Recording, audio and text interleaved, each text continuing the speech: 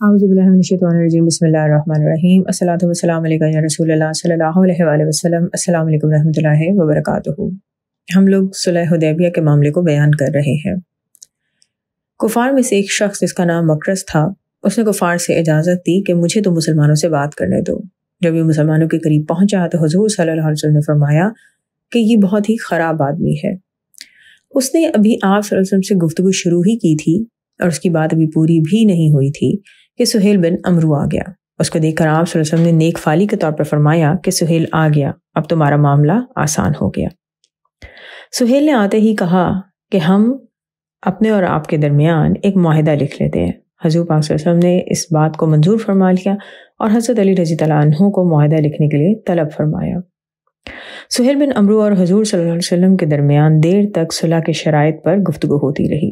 जब शराइत पर दोनों का इत्तफाक हो गया तो हज़ूर पाक सल्लल्लाहु अलैहि वसल्लम ने हज़रत अली रज़ी अल्लाह अन्हु से फरमाया कि इस तरह से लिखो, बिस्मिल्लाहिर्रहमानिर्रहीम। सुहेल ने कहा कि हम रहमान को नहीं जानते कि ये क्या है, तो आप सल्लल्लाहु अलैहि वसल्लम दस्तावेज़ को इस तरह से लिखवाएं कि अल्लाह के नाम से, जो कि हमारा पुराना दस्तूर है। मुसलमानों ने कहा कि हम बिस्मिल्लाहिर्रहमानिर्रहीम के सिवा कोई दूसरा लफ्ज़ नहीं लिखेंगे, मगर हज़ूर सल्लल्लाहु अलैहि वसल्लम ने सुहेल की बात मान ली और फरमाया कि ए अली इसी तरह लिखो। फिर हज़ूर पाक सल्लल्लाहु अलैहि वसल्लम ने वो शराइत लिखवाईं जिन पर कुरैश के साथ हज़ूर पाक सल्लल्लाहु अलैहि वसल्लम ने सुलह का फैसला किया। सुहेल फिर भड़क उठा और कहने लगा कि खुदा की कसम, अगर हम जान लेते कि आप अल्लाह के रसूल सल्लल्लाहु अलैहि वसल्लम हैं तो ना हम आपको खाना काबा जाने से रोकते, ना आप सल्लल्लाहु अलैहि वसल्लम के साथ जंग करते। इसलिए आप इस शराइत नामे में ये नहीं लिखेंगे कि आप सल्लल्लाहु अलैहि वसल्लम अल्लाह ताला के रसूल हैं, बल्कि आप अपना नाम मोहम्मद बिन अब्दुल्ला लिखेंगे। आप सल्लल्लाहु अलैहि वसल्लम ने फरमाया, खुदा की कसम मैं मोहम्मद रसूलुल्लाह भी हूँ और मोहम्मद बिन अब्दुल्ला भी हूँ। ये और बात है कि तुम लोग मेरी रसालत को झुटलाते हो। ये कहकर आप सल्लल्लाहु अलैहि वसल्लम ने हज़रत अली रज़ी अल्लाह अन्हु से फरमाया कि मोहम्मद रसूलुल्लाह को मिटा दो और इस जगह मोहम्मद बिन अब्दुल्ला लिख दो। हज़रत अली रज़ी अल्लाह अन्हु ने कहा कि मैं आप सल्लल्लाहु अलैहि वसल्लम के नाम को तो हरगिज़ नहीं मिटाऊंगा। आप सल्लल्लाहु अलैहि वसल्लम ने फरमाया कि अच्छा मुझे दिखाओ मेरा नाम कहाँ है। हज़रत अली रज़ी अल्लाह अन्हु ने उस जगह पर उंगली रख दी। आप सल्लल्लाहु अलैहि वसल्लम ने वहाँ से रसूल अल्लाह का लफ्ज़ मिटा दिया। फिर सुलह की तमाम शराइत लिखी गई जिसमें यह तय किया गया था कि अगले 10 साल तक दोनों पार्टीज़ के दरमियान कोई भी लड़ाई नहीं होगी। उसमें कुछ शराइत इस तरह से भी थीं कि मुसलमान इस साल बगैर उम्रा अदा किए वापस चले जाएंगे, उम्रा करने अगले साल आएंगे और सिर्फ 3 दिन मक्का में ठहर कर वापस चले जाएंगे। तलवार के साथ कोई दूसरा हथियार नहीं लेकर आएंगे और तलवार भी नियाम के अंदर रख कर थैले वगैरह में बंद हो। मक्का में जो मुसलमान पहले से मुकीम हैं इनमें से किसी को अपने साथ नहीं लेकर जाएंगे और मुसलमानों में से अगर कोई मक्का में रहना चाहे तो उसको वहां रहने से नहीं रोकेंगे। काफरों या मुसलमानों में से कोई शख्स अगर मदीना चला जाए तो उसे वापस कर दिया जाए, लेकिन अगर कोई मुसलमान मदीना से मक्का चला जाएगा तो उसे वापस नहीं किया जाएगा। अरब के कबीलों को इख्तियार होगा कि वो फरीकैन यानी दोनों पार्टीज में से जिसके साथ चाहें दोस्ती का मुआहिदा कर लें। जाहिर है ये शर्तें काफ़ी सख्त थीं और मुसलमानों के खिलाफ भी थीं, लेकिन हजूर सल्लल्लाहु अलैहि वसल्लम के हुक्म के आगे सब ने सर झुका दिया। अब एक अजीब सा इत्तेफाक होता है कि ये शराइत लिखी जा चुकी थी, लेकिन अभी दोनों पार्टीज की तरफ से इस पर साइन नहीं हुए थे कि उसी वक्त सुहेल बिन अमरू के साहबजादे हज़रत अबू जंदल रज़ी अल्लाह अन्हु अपनी बेड़ियां घसीटते हुए गिरते पड़ते हुदैबिया में मुसलमानों के पास आ पहुंचे। सुहेल बिन अमरू ने अपने बेटे को देखा और कहा कि ए मोहम्मद सल्लल्लाहु अलैहि वसल्लम, इस मुआहिदे की दस्तावेज पर दस्तखत करने के लिए मेरी पहली शर्त यह है कि आप सल्लल्लाहु अलैहि वसल्लम अबू जंदल को मेरी तरफ वापस लौटा दें। आप सल्लल्लाहु अलैहि वसल्लम ने फरमाया कि अभी तो इस मुआहिदे पर हमने दस्तखत नहीं किए, हमारे और तुम्हारे दरमियान ये शराइत उसी वक्त नाफिज होंगी कि जब हम इस पर दस्तखत करेंगे। तो सुहेल बिन अमरू कहने लगा कि ठीक है, मैं फिर कोई सुलह की बात नहीं करूँगा। आप सल्लल्लाहु अलैहि वसल्लम ने फरमाया, अच्छा सुहेल, तुम अपनी तरफ से इजाज़त दे दो कि मैं अबू जंदल को अपने पास रख लूँ। इसने कहा, मैं हरगिज़ कभी भी इस बात की इजाज़त नहीं दे सकता।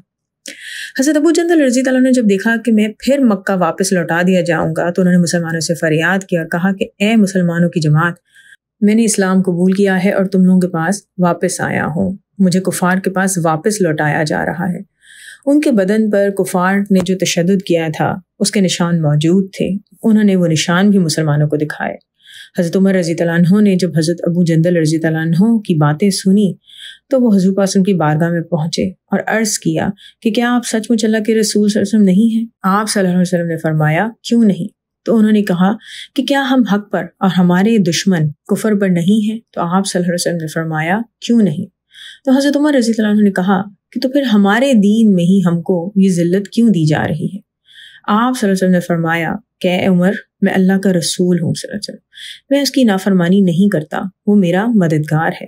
پھر حضرت عمر رضی اللہ عنہ نے عرض کیا کہ یا رسول اللہ صلی اللہ علیہ وسلم، کہ آپ ہم سے یہ وعدہ نہ فرماتے تھے کہ جلد ہم لوگ خانہ کعبہ کا طواف کریں گے؟ آپ صلی اللہ علیہ وسلم نے ارشاد فرمایا کہ کیا میں نے تم کو یہ خبر دی تھی کہ ہم اسی سال خانہ کعبہ کا طواف کریں گے؟ تو حضرت عمر رضی اللہ عنہ نے کہا کہ نہیں۔ تو آپ صلی اللہ علیہ وسلم نے فرمایا کہ میں پھر کہتا ہوں کہ تم یقیناً کعبہ پہنچو گے اور اس کا طواف کرو گے۔ دربار رسالت سے اٹھ کر حضرت عمر رضی اللہ عنہ حضرت ابوبکر صدیق رضی اللہ عنہ کے پاس آئے اور وہی تمام گفتگو جو ان کی حضور صلی اللہ علیہ وسلم سے ہوئی تھی انہوں نے حضرت ابوبکر صدیق رضی اللہ عنہ کو بیان کی۔ حضرت ابوبکر صدیق رضی اللہ عنہ نے فرمایا کہ اے عمر، وہ خدا کے رسول صلی اللہ علیہ وسلم ہے، وہ جو کچھ کرتے ہیں اللہ تعالیٰ ہی کے حکم سے کرتے ہیں، وہ کبھی خدا کی نافرمانی نہیں کرتے اور خدا ان کا مددگار ہے، اور خدا کی قسم یقیناً وہ حق پر ہے، لہٰذا تم بھی ان کے ساتھ کھڑے رہو۔ بہرحال یہ بہت ہی سخت امتحان تھا، سخت آزمائش تھی، کیونکہ ایک طرف حضرت ابو جندل رضی اللہ عنہ گڑ گڑا کر مسلمانوں سے پناہ کی فریاد کر رہے تھے، جسے دیکھ کر مسلمانوں میں بہت جوش بھرا ہوا تھا۔ وہ حضرت ابو جندل رضی اللہ عنہ کی حفاظت کے لیے لڑنا چاہتے تھے، لیکن صرف اور صرف حضور پاک صلی اللہ علیہ وسلم کے کہنے پر انہوں نے آپ صلی اللہ علیہ وسلم کی عزت اور تعظیم میں ایسا کچھ نہیں کیا۔